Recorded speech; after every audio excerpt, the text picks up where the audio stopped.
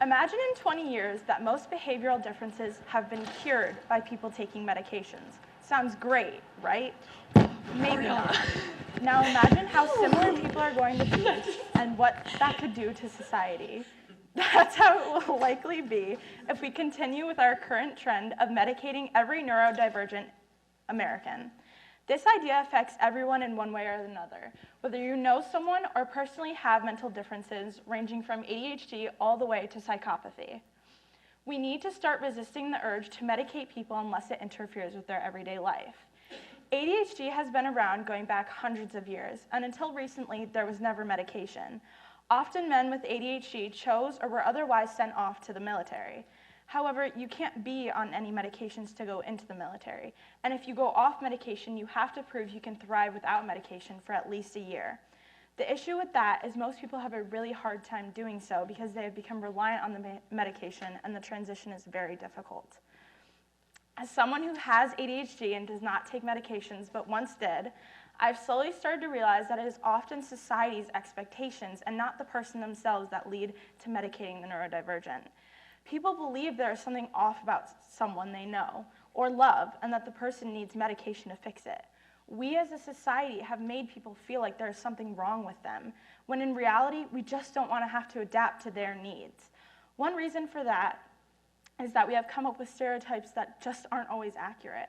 When I said psychopath, I'm sure you thought bad, dangerous person, but that's not always the case. Not all psychopaths are crazy, harmful, murderous people like Jeffrey Dahmer, although people like that do exist, which is why I think medications can be necessary. True psychopathy only affects about 1% of people to begin with.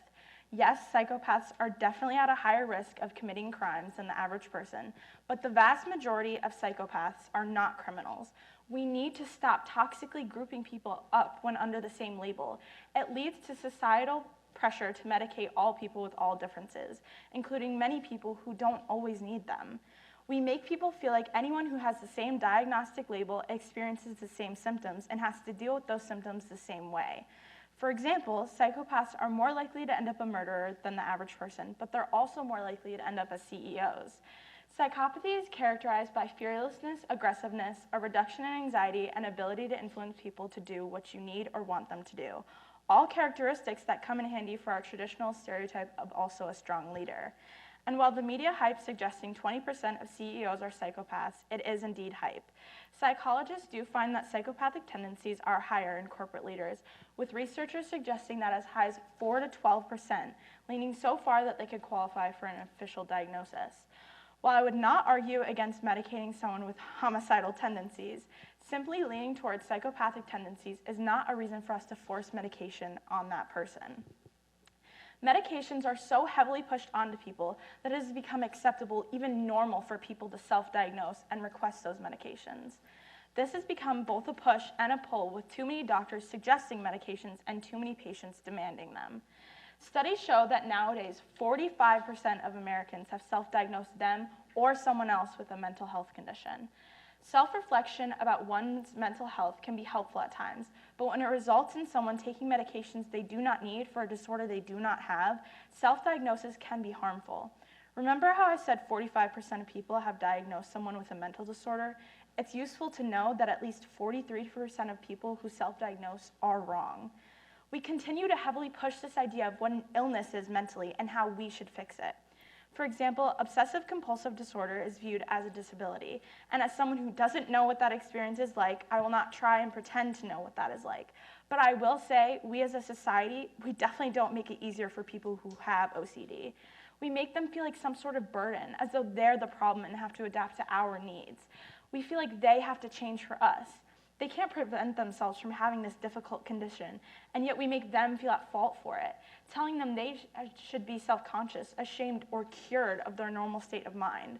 Sure, if they don't want to have to deal with symptoms for their own wants and needs, that is understandable. But we as a society should be supporting them and helping them with whatever they want or need, not conforming our own opinions about it. To be clear, I am in no way saying that I'm against any and all medications, because medications can be very powerful and helpful. Not everyone should be granted the liberty of being able to know exactly what they need or do what they want. For example, someone with severe schizophrenia is not able to determine whether they need medications or not. A psychopath with malicious tendencies should and must be stopped. There comes a certain point where the healthcare system, or even the legal system, does have to take over. But those decisions should not be made lightly, and yet it seems they often are. I'm also not saying to just let mental health conditions go and try to pretend they don't exist. But I think individually there are many ways to cope that don't involve medication, and societally we need to invest in alternatives to prescription drugs. If you have tried going off of medication, first of all, I applaud you. And second of all, if it wasn't successful, you're not doing anything wrong. But I'm also sure that the world around you didn't make the transition easy for you. We operate under the idea that neurodivergent people who have any sort of difference need to be changed or fixed, which is why the idea of needing medical cures for even minor conditions gets pushed. We still, as a society, exclude people who are different because we often fear them. Let's take a minute to talk and think about people like Elon Musk, a man who has openly spoken about having autism, inventing electric cars, and founding SpaceX, or Olympic gymnast Simone Biles opening up about her ADHD. Even famous actor Leonardo DiCaprio has discussed being diagnosed with OCD. All these people may have behavioral health issues, but clearly it did not stop them from becoming successful or having incredible effects on our world.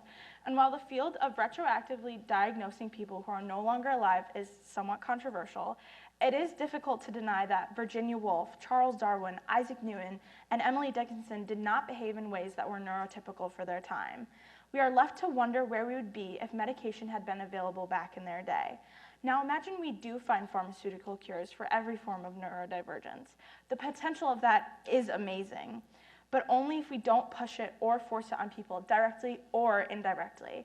Medication could prevent or destroy so much potential innovation, creativity, and beauty.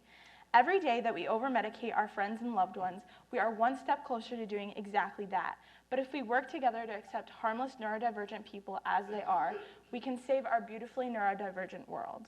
Thank you.